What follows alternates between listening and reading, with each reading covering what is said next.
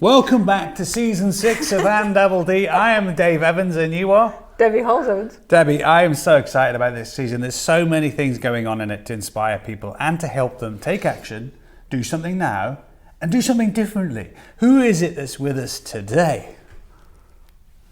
So you can't say that and look at me and then look at the guests because nobody actually knows what's going on then. I know, but we're also with a live audience, aren't we? Oh, yeah. Live audience, you have to go raw. Raw, you see? Yeah, that's right. I mean, the energy is so high. And the crowd went wild. The crowd went wild. Unfortunately, I do have with me here a special fragrance called, do you want anyone needs some energism? Slightly. Coming to a store online. That is not soon. Right, Dave, by the way. Now, we're here today with Tim Duggan. I am so excited because there aren't many moments I listen to a book, right, personally, and feel completely inspired by it. And your book, Tim, was one of those. So for our listeners who aren't lucky enough to be here, what is it you do? Thank you. Lovely to be here. And I heard also that you listened to my dulcet tones for 8 hours plus whilst you were riding your bike. I did, yeah. You even sent me some photos of places where you were, Ben, which I think... Ben Lawyer's Dam, and of course because your husband's name's Ben, right? Yes. So it's really cool that I was there for him and I and you. Yes, almost and it's also nice because I've recorded the audiobooks which are on Audible for all 3 of the books that I have published, and it takes a long time to record an audiobook because you sit there in a studio and you have 2 people staring at you reading along as you do it, and the minute you get one word wrong, you have to stop and start and re-record it. Oh, no. So it's like the most high pressure comprehension test that you can ever do. So I'm glad that worked. Just a random question, nothing, but you know when you're actually recording it and when you're rereading it, do you then kind of self-edit as you go? The quite strange thing is for my first book, I recorded the audiobook and the book hadn't gone to print yet.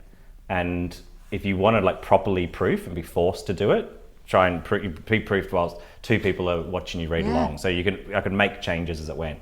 But for my last 2 books, it had already gone to print and then I read the audiobook. And that means that any mistake that you pick up, you just kick yourself because the book has already gone through the proper production process. So book production process goes through 10, 15 people who proofread every single word to make sure, and there's still things that get through. So yes, it's a nice way of making sure that everything down there is perfect.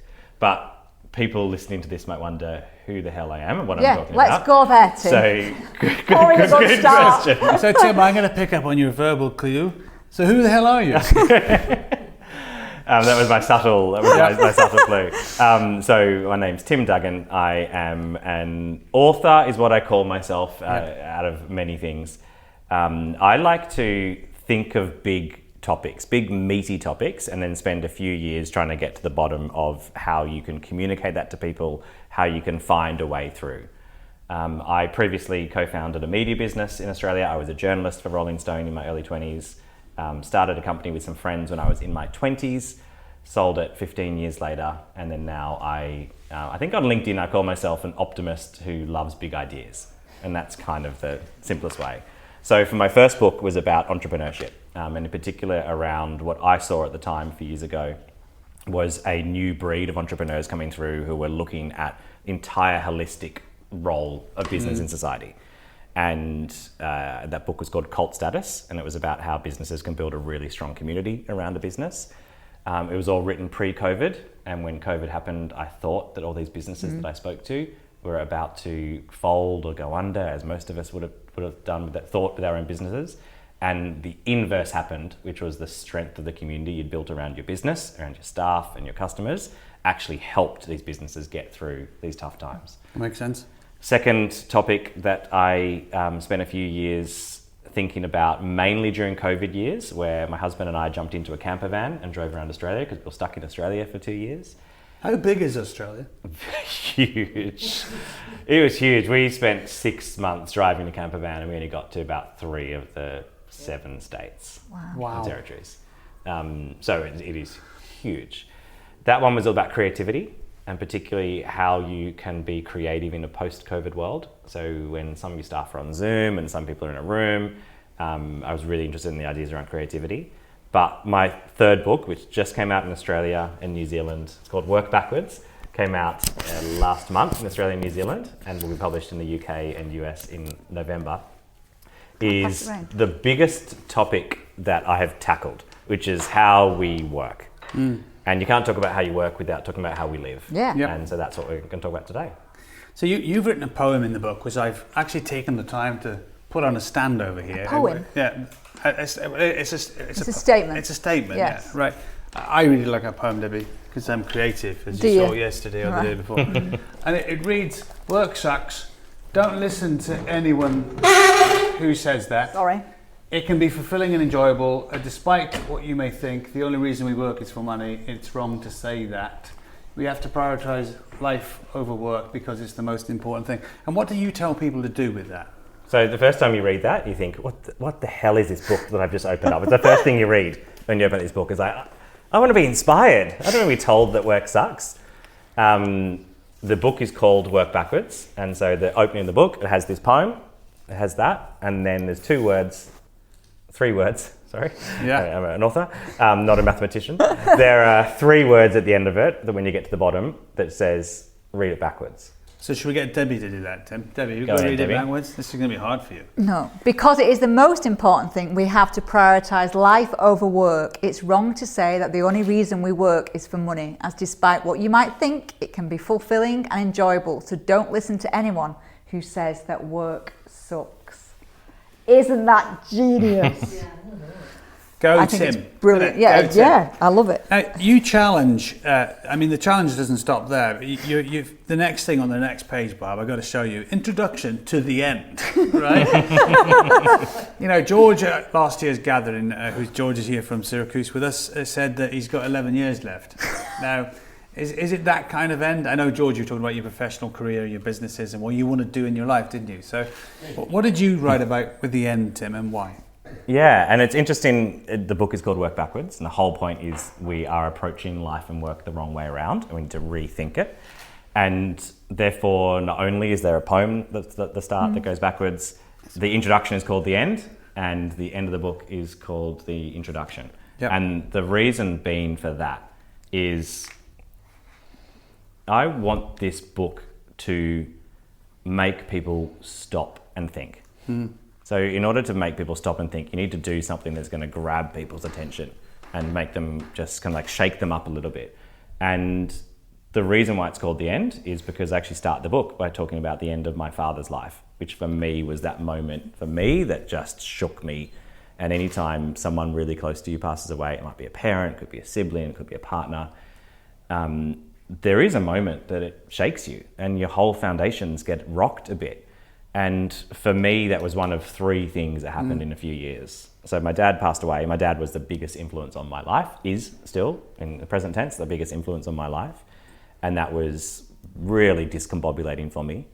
The second thing that happened was for me personally, after 15 years of building and running a business and, just working really hard and giving everything to it and creating my identity around this business, I left the business of my own accord and didn't know who I was, genuinely. My business was called Junkie Media, so Junkie, because we were kind of pop culture junkies. And I joked that people thought that my surname was Tim from Junkie, because I would introduce myself like all the time as, I'm Tim from Junkie. My friends would introduce me, this is Tim from Junkie. I'll go to a meeting, this is Tim from Junkie. So as soon as you take away that business side of you, who am I as a human? And that was really, it threw me for 6. I didn't quite realize that was going to throw me as much because I thought I was in control because I was making that decision. And the third thing that happened is something that affected all of us is COVID. And the way that just completely turned lives, businesses, health, countries, just completely upside down. And all those 3 things happened for me at once. And it took me a few years to process it. And that's where this book came from. I also love how you reflect the 3 phases in someone's life in the book about you learn, you earn, and then you get to the end of your life when you're supposed to be using this money. Forget the phonetic, you'll know better than me. You wrote it. Learn, earn and burn. Thank you. Yeah. Well, you're burning your cash in the latter years, and if you live a long time, you might not have enough money because you've not really thought about the end of your life thoroughly. and how you want to spend your life. When you were out in the camper van, what would have been one of the highlight moments for you? I mean, I'm not a camper.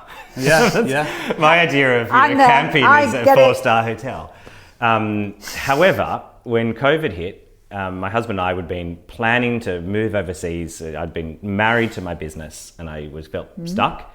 It's a familiar feeling for many people. And I'd been building towards this for about a decade. So, okay, business partners and board, let's sell the company, try to sell the company, do an earn out. Then we got to this point, my husband and I have been working towards it for almost a decade. Then the world shut down because of COVID and we couldn't leave our country in Australia for 2 years. We were stuck inside the country. So what could we do? We said, let's go as far as we could. So we jumped into a camper van, meant to be for 6 weeks. We said, let's drive as far as we could, which was to our state border in New South Wales, which wasn't very far because all of our states were also shut down between each other to contain COVID.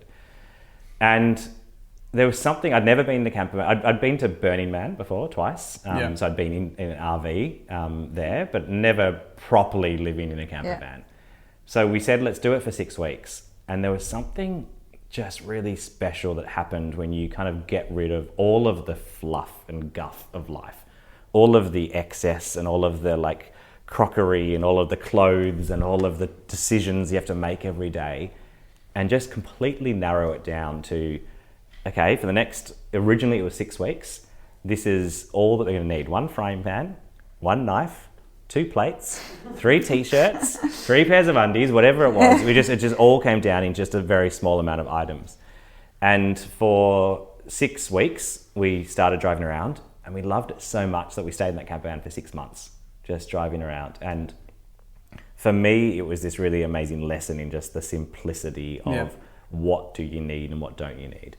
And it's something that, in fact, next week, my husband and I are going to the Alps for 4 weeks and we're jumping to a camper van because that, one, we love exploring and hiking and traveling around, but 2, the message around how little you need is something that you just have to constantly keep reminding yourself, because society and everything tells us that it's all about more and more money and excess and more promotions and you need more staff, and that's not necessarily the answer.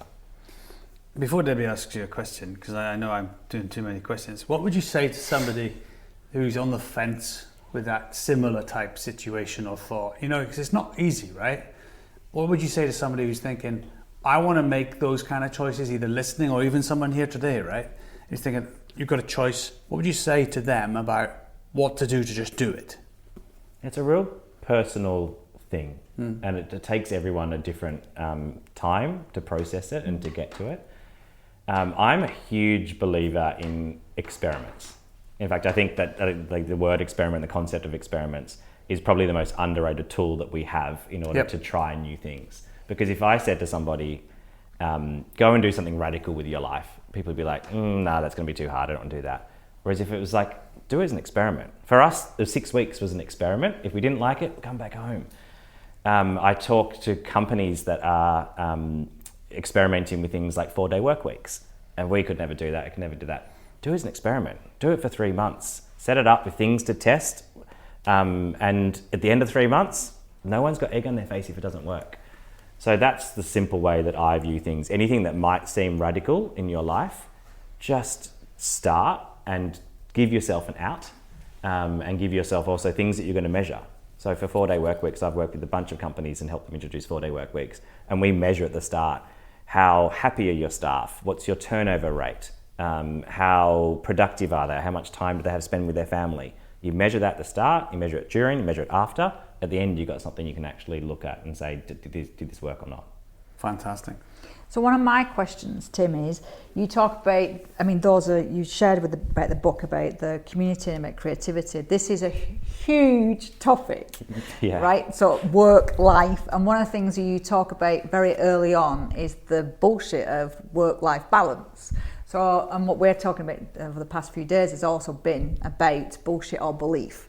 So share about why you got to that point of the big topic of work backwards and what it means to you as well, and how you've interpreted that. That's a big question, isn't it? Throwing it all at you. This whole book deals with big topics. Yeah, it does. I think they're topics that sometimes we can shy away from. or be scared about or not want to deal with or think it's too big or get overwhelmed by it all.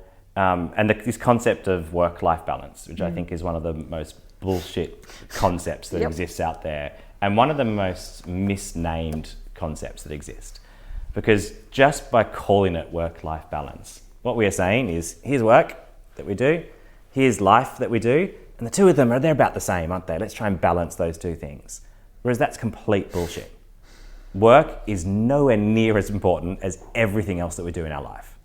Life is way more important than work. Our health, our relationships, our mind, our body, our hobbies, our interests, all those things make up what life is. So if we were going to actually, I think in the book, I take out what encompasses life, and there's essentially a couple of quadrants with it. There's work, which is one part of it. There's mind, body, and relationships. They're the three kind of like main areas that almost everything falls into, whether that's your faith, whether that's your friends, whether that's cooking on the weekend, your hobbies, your interests, almost all of them fall into those areas. But calling it mind, work, body, life, relationships, balance is not nearly as sexy. So one simple way, and I know there's different techniques of doing this. I know one thing that you do is take work out. You just call it life balance. One thing that I advocate for is flipping them around. So calling it life-work balance. All of a sudden you're putting life ahead of work. And that can be really daunting sometimes for people to confront how much of a priority work is in their lives. And I think that's something that can make people feel sick. It can be really vulnerable. Yeah. Well, it's like you said, your identity gets attached to, we don't say, if somebody says, oh, you know, who are you? You go, oh, well, I run a business. Well, that's still the work, right? It's not who you are. And even you said, you know, Tim from Junkie, that's how people used to reference you, and you started referencing yourself. Yeah. So I think as a society, we stick people in this box that we identify as who you are by what what your work role is. Well, actually, we're so many roles. It's like you started at the beginning, which I thought was brilliant. At this moment, I'm an author. Yeah. And I think we just get so stuck in these elements of, well, this is what I am and I'm going to contain myself in because that's what I need to do. I really love that element that you've pushed that and just said, no, that's not what this is about. And you've got to do the work. As in you have to do the work internally to try and figure out, who am I when I'm not at work? What do I like doing for fun? It's not working. And you know, I'm a complete, at times, workaholic, reformed workaholic. Sometimes my husband still calls me a workaholic, even though I'm trying to live all these things and trying to work. I aim to work 3 days a week, but sometimes I've just got more work on that takes that. So it's this constant struggle balance between it. But I think my simple thing where I've landed to is I'm an optimist who likes thinking about big ideas. That's who I am, and that will be me regardless of if that is through writing a book, or if that is through doing consulting, or if that is through doing anything that I'm going to do throughout my life. I think that one thing is a constant. But it's that, because we talk about this a lot, and I think there's a challenge that says that we've got to take the action, we've got to do something with it. And you talk about the power of language. Everything you've actually said is linked straight back to language. So it's, even if it's life-work balance, it's the language. We're just choosing to use the language differently. And then the bit I love is about experimenting. I don't want to miss that point, because ultimately what we're scared of is doing something and somebody saying, well, you failed at that. You know, you're a failure because you didn't do that. But actually an experiment means, well, I'm testing. You know, we attempt to work, and again, power of language, we attempt to not use the word try as much, because by default, linguistically, that means we're not going to put all our effort into it. We're going to try. Whereas experiment means, do you know what? I'm going to throw everything at this. I'm going to experiment in it. And I think it's really important. So my question, because I've just started talking to myself again, that circle of Debbie. It's funny. It is, I do it a lot, is that you talk about very specifically about you start doing the work, but then you've got to ask a really huge question, and this is like a power question: what is enough? How do you, doing what you're doing and knowing that it's still an experiment, how do you define what is enough? It's a very, very big question, because it's the most personal question I think you can ask somebody. What is enough for you? And it's something that we are probably easy to judge other people, sometimes thinking that, well, that person is got a different version of enough for them, or they want too much, or they don't want enough, or what do they do in their life or their career, or they're not working hard enough, or they're working too much, all those kind of things that we tend to put on other people. So this idea of, and it's something that I'm constantly asking myself, so what is enough for me? Success, career, relationship, money, work, all of these kind of things.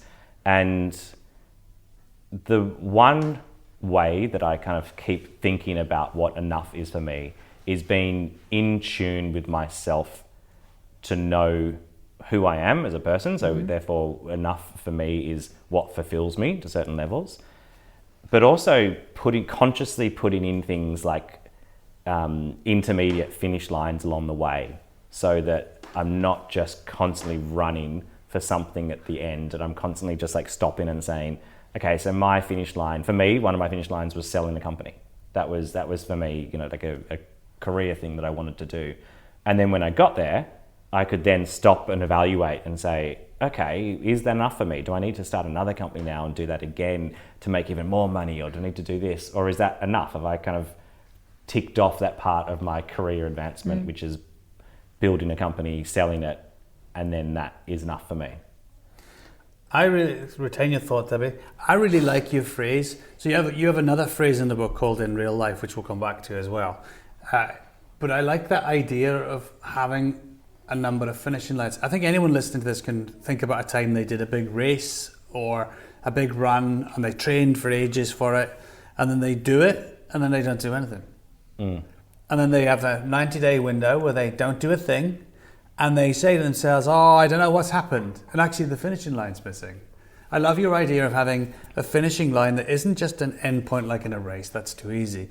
But it's like selling your business. You've done it. That's done.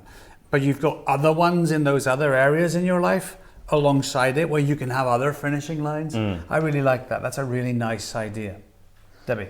I had to write it down because I knew that I could potentially forget what I wanted to say. So when you say what is enough, and I think this is the bit that we can all get stuck on, is that we think it's a definitive outcome. What you're saying is it's in continuous change, right? So I could say what is enough today, but actually when I then stop, say I get to wherever I want to be at that point, or I don't, it's still, I ask the question again. Whereas I think we get stuck in just saying the question once and then it becomes static, whereas this is dynamic.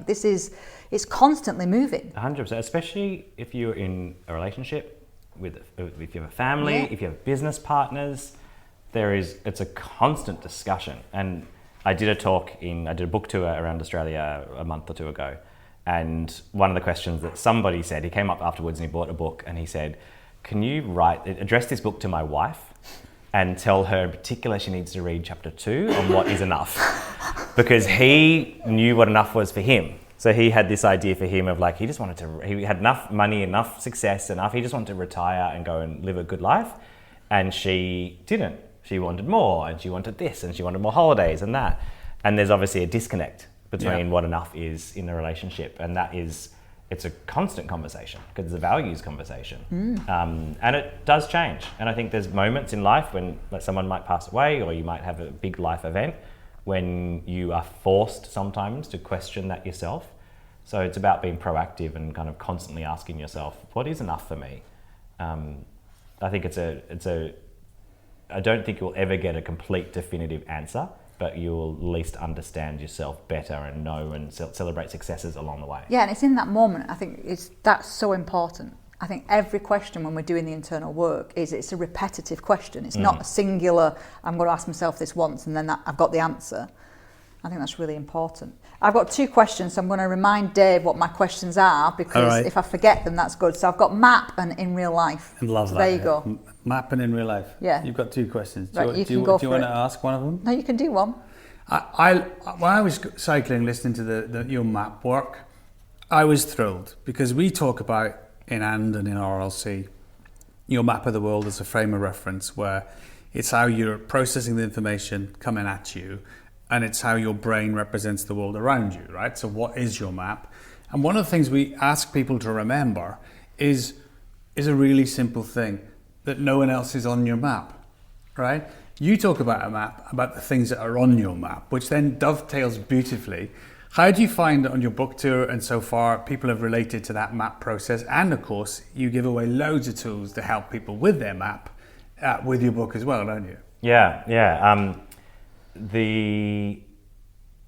Everything that I try to do, and this is just a life lesson and something I think I'm just constantly trying to do, is make pretty complicated topics really simple. Acronyms are the simplest way of doing that. I know you love that as well. Loves an acronym, we talked Tim. today.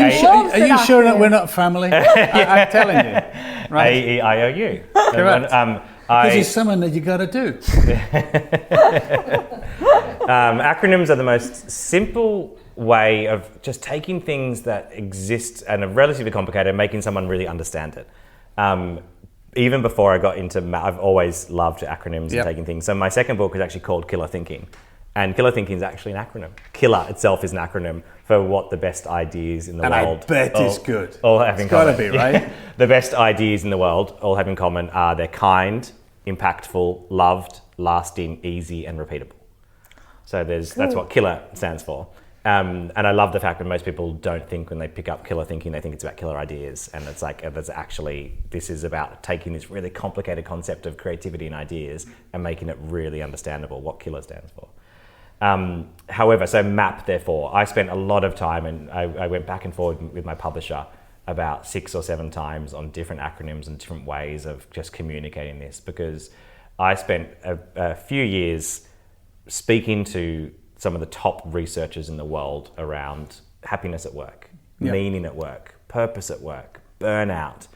And an amazing thing is when you are writing a book, you have access. So far, I've been very fortunate to find access to things like this, to be able to read these research papers and then call up or email the people who wrote them and say, I really liked what you said, but I didn't quite understand this point here where you talked about meaning at work, and I had this question here.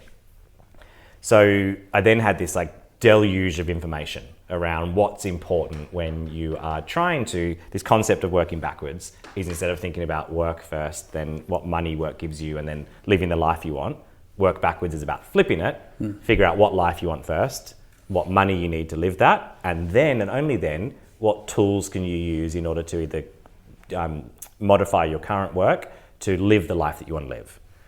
So this really complicated idea around what life do you want to live? That's a big, big topic. So the simplest way through it is this concept of a map, which developed around, a map stands for the 3 things that you need if you're going to change direction. And those 3 things are, you need to know what meaning you get from work and outside it, what your anchors are, which is what the core values that make you you, and what your priorities are.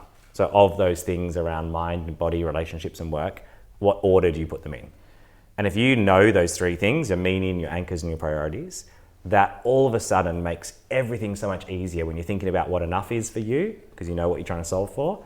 And then all these tools that we talk about and have access to now, from 4-day work weeks to hybrid working to career breaks and taking time off, all of those should be solving for the map that you, the direction that you want to get to based on your map. That's where they come in. I love it. I'd like to pull out one thing you said there that might surprise people. You took me to a point on the bike where I was doing 40 miles an hour, and you made a real clear statement about that people don't get burnout at companies, companies burn out people. I'm not sure how anyone in this room will feel about this, but I love the clarity, because again, it was no more bullshit, right? The companies burn people out. How do audiences or people respond to that from what you've seen so far in the early parts of the launch of the book? That insight was really interesting for me, because I had been in a company where staff had experienced burnout, my own company, and had seen firsthand what I thought my solution was, which is someone comes to me and says, I'm starting to feel burnt out, I'm getting really tired. And my solution was, take some time off, do less work, the problem must be you. And I spoke to a guy called Dr. Michael Leiter, and he co-authored with a doctor called Dr. Christina Maslach, something called the Maslach Burnout Inventory.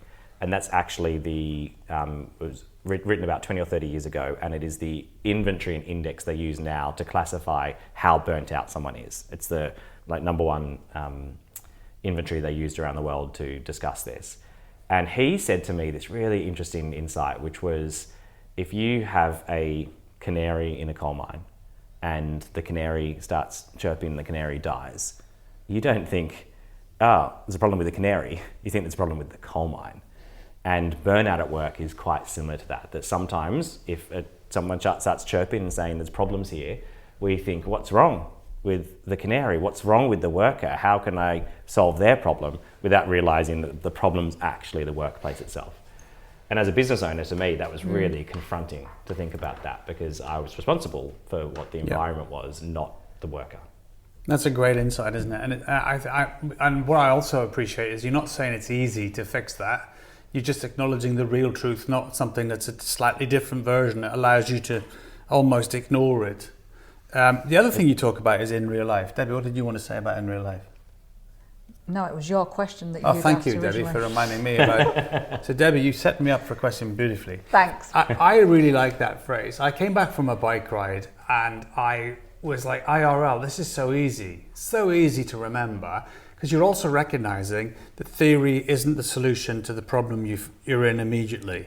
You've got to work it out. You've got to do something.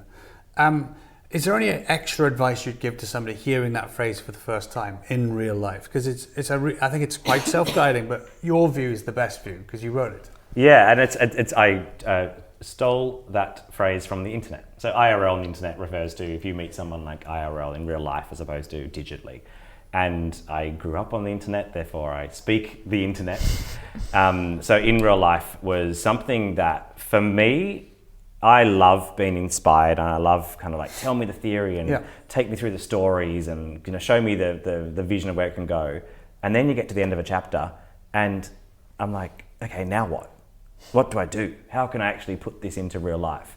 So in real life is something that I started in my first book, and at the end of every chapter I introduced 1 or 2 exercises. So you like that concept there? Here's the exercise to do it. Get out a piece of paper, draw a circle around, do this thing here, cut out this, add this into there, so that someone, if you're that way inclined, can take these exercises and apply them and do whiteboards and print out worksheets. So it's something that I have in all of my books, and in Work Backwards there's a bunch of exercises at the end of each chapter, the in real life section. Love it. You also talk about work, money and life really clearly, but the bit I'd like to just also cement for someone listening, you talk about meaning really clearly, and I really loved visiting some of your stories about just a little bit of meaning is the most critical thing. And you're clear about no meaning is frankly a disaster, isn't it? It's a total disaster. So if someone doesn't know how to do meaning, what would you suggest they start with just to get a little bit of meaning? Because you want to have a load of meaning, but if you haven't got any, you just want a bit. Yeah, meaning is really fascinating. I found this whole area around purpose, meaning at work. There's so much noise around it. Often because if I asked you this question now, it's like, what's your purpose in life? It's a hard question to answer. It's a brain fart moment, right? It is totally. Yeah. We were having dinner and George had said, actually, why do we need purpose? Do we actually need a purpose? Great question, George. Great question. I got to a similar conclusion. As in, I think purpose is really important. I think it's easy for us to come up with a business purpose because it's not a human. Yeah. And we assign the qualities to it. But coming up with purpose as a human is really, really hard. But something that you can grab hold of easier is meaning, because meaning is something that we get from life. It's a lot less lofty than purpose. And I'll give you one very quick way of doing that, and then I'll give you one of my favorite pieces of research from the book that relates to this. So the really simple way of trying to figure out what meaning you get, and it's very important that you do get some meaning from work, and you get meaning outside work. If you only get meaning from work, you're going to become a workaholic and you're not going to spend too much time on work. And if you only get meaning outside work, work will become a drudgery. So figuring out what meaning you get from both of those is really important.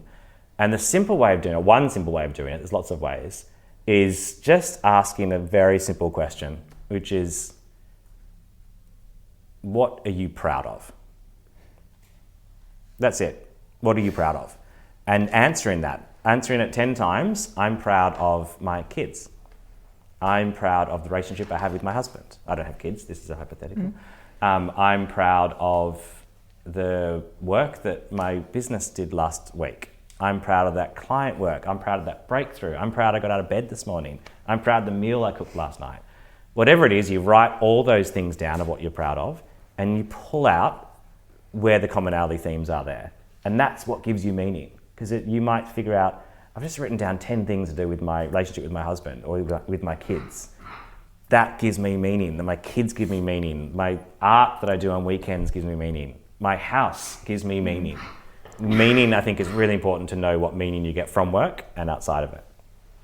Now, one of the most interesting research then thinking about meaning you get from work is that there's 3 types of categories that people classify, researchers classify, how we view work. One is a job, one is a career, and one is a calling. And when that's written in management text, it's often a job is down here at the bottom of a pyramid, a career is there in the middle, and the calling is at the top. And I think we're calling bullshit on things here today. I think that is bullshit. Because this idea that work has to be a calling for us is something that we are fed often, and work does not need to be a calling from us. We do not need to get all of our fulfillment from work. In fact, I think it's a terrible thing if you get all your fulfillment from work. You should be getting your fulfillment outside of work, but you need to get some meaning from work. So not zero. And the question then is around how much meaning should you get from work? And there's a really fascinating research study that I found from 2009 where they looked at a bunch of doctors, and they were doctors who could decide where they spent their time. So did they go to a patient's bedside? Did they do administration? Did they do research? And they asked those doctors, which of these tasks do you find personally most meaningful?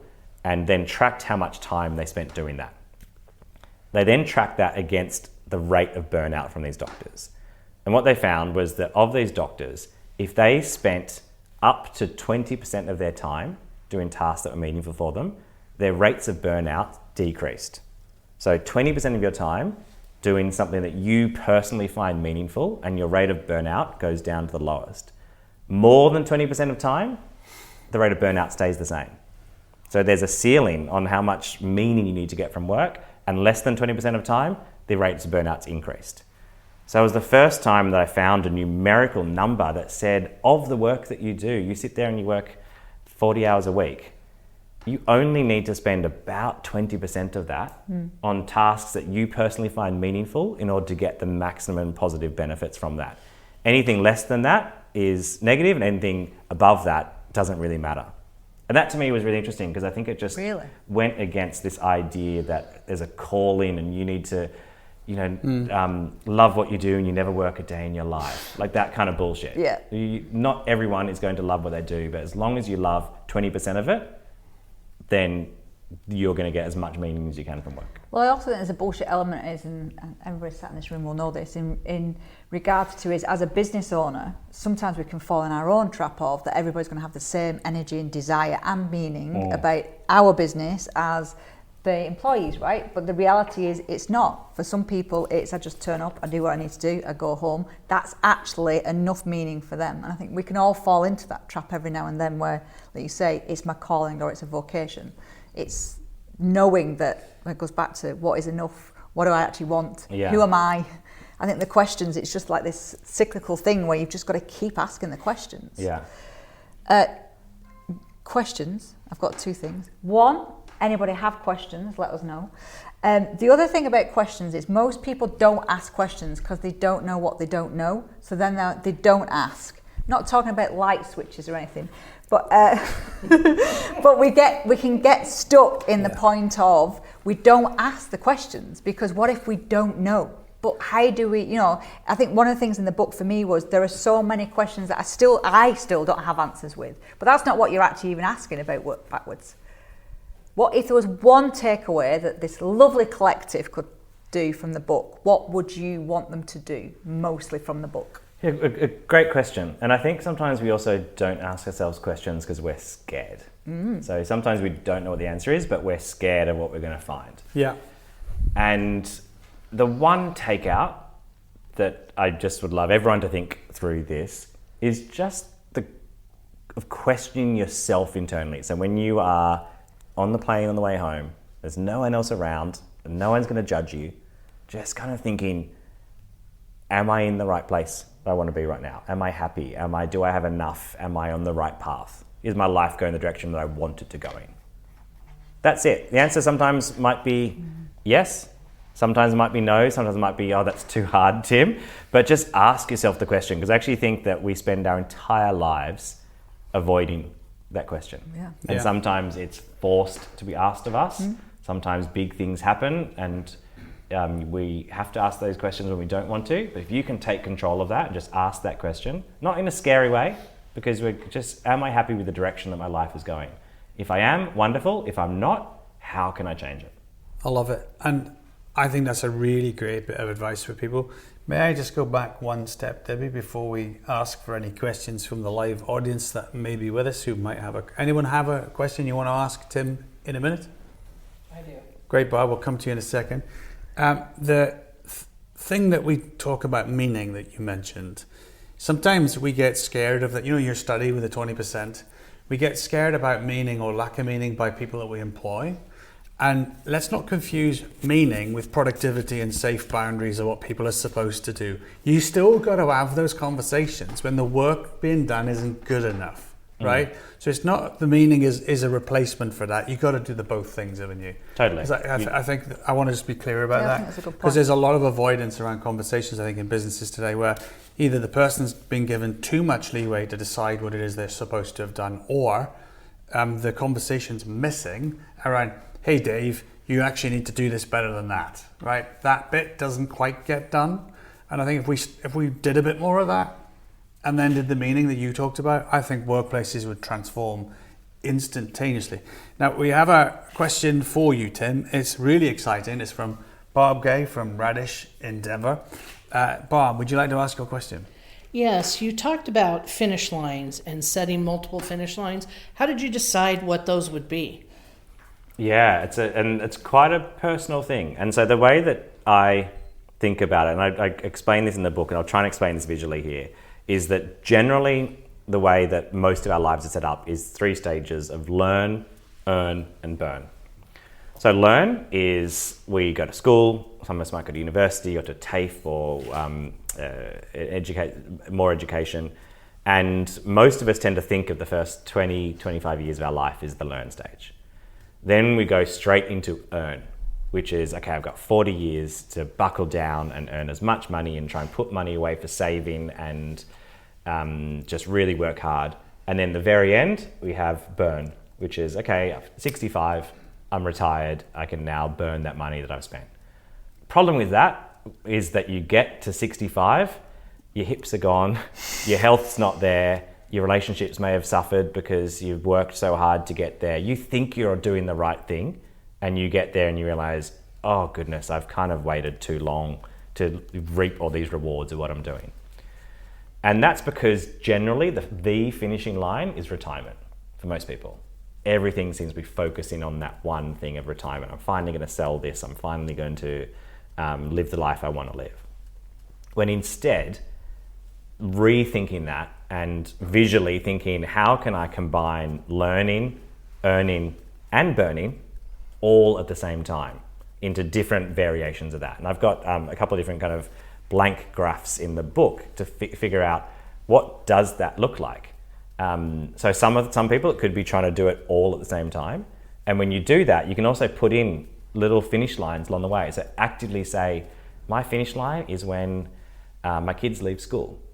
When that happens, I want to do something new. My finish line is when I sell the business. My finishing line is when I climb to the top of the mountain that I've been wanting to do, either emotionally or metaphorically or physically. So you've about consciously figuring out what that is for you. For me, it was selling a business. For me, it was writing a book, writing my first book. I did that, got to the end, and I was like, okay, this is what it feels like to write a book. That's really good. What's next from here? For me, moving overseas to Europe with my husband is a finish line. We are eventually probably going to move back to Australia at some stage. That will be another kind of conscious finish line. So it's about just putting those times in, because if you don't put them in consciously, no one else is going to do it for you. The only finish line you have is retirement, and that could be too late to do what you want to do. Thanks, Bob. Great question, Bob. Any other questions in the group? on those beautiful, you got 24 notepads over there, I believe. Yeah. You're taking them back with you, Vince.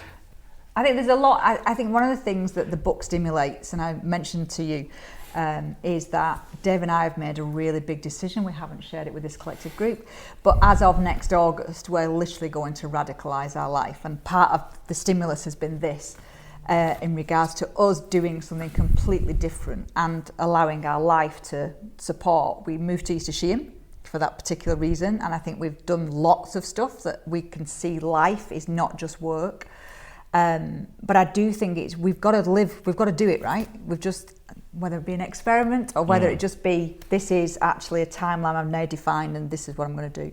But I think that's the biggest stimulus for me, is it's about reading a book and then working out what it does for you. And I think that's what you've done for me on a very, very personal level, is we've got to, if we're going to keep saying we're going to do something, do it, or just don't say it. Just shut up and get on with it. You know, we've been talking about survive and thrive.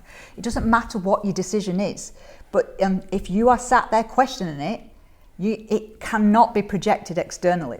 You've got to carry that, and you've got to do that. And I think that's what the book does for me, is it tells me, shares for me personally, if I'm going to do it, I'm going to do it. And I'm just not, it's not anybody else's decision. This is mine, and I'm going to do something about it. I love that. Then thanks for sharing, and I love that has inspired you to do that, because for some people, it is a big momentous change. Other people, I've had people contact me after reading the book. This was one lady who worked in a art gallery in New Zealand, and every day she closed the art gallery at 5 o'clock. She read the book and she was like, I want to go to my boss. And she went to her boss and she said, there's no one really here for the last hour of each day. Why don't we shut the gallery every day at 4 o'clock instead of 5 o'clock? We'll save electricity costs. It won't really affect any of our sales. The boss went, okay. She now closes every day at 4 o'clock. She gets an hour back of her day. So not these big momentous things, but an hour back of her day. She can go out and enjoy the sunshine and go and hang with her kids and with her family and friends. And I just love that sometimes it's a big momentous thing. It might be, packing up your life and coming to live in Mallorca with us. And sometimes it can be taking an hour back of your day. Yep. Sometimes it can even just be, one of the ideas in the book is just around how to do meetings better. Like, take back minutes of your day and that can be enough to kind of just make you feel, okay, this is not a life-changing thing that I need to do. This is just something that if I can grab back half an hour every day from better meetings. One of the simple ways that I think in the book of doing that is a thing I like to call calendar bankruptcy. I have to say, I was just looking at that and reminding myself about it. Calendar bankruptcy is brilliant. Yeah. Because it gets rid of the bullshit of busy. It's great. And just when your calendar is overflowed, you tell everyone around you, you say, I'm going to blow up my calendar, declaring calendar bankruptcy, getting rid of everything in your calendar, and then slowly and consciously re-putting things back in. So that's that meeting that's been in there that just happens to happen every Tuesday at 9 o'clock. Do you need to have that meeting? Could that be an email? So then rethinking that, and you might claim hours of your day back. You can then either figure out how to work better in those days, or leave earlier, or come in later. There's so many different ways you can do it, rather than, I love that yours is it's quite dramatic. And I love being that. Dave, right? I'd expect nothing less. Correct. That's it. So I'd like to thank you massively, Tim, for joining us here at our Mallorca gathering and spending time with the group and our listeners and sharing with everyone that tunes into this some really great insights. If you are listening to this, work backwards might initially jar you. You might read that poem the right way around and you might even agree with it, and then read it backwards and go, holy crow, as George from Syracuse would say. I think I've got that upside down. But Tim, thank you for being with us. This has been another episode of Double D Do Business and Double D, Debbie. I've been Dave Evans and you've been? Debbie Halls. And you've been? Tim Duggan. What a guy. Triple D. That's right. Triple D. Triple D.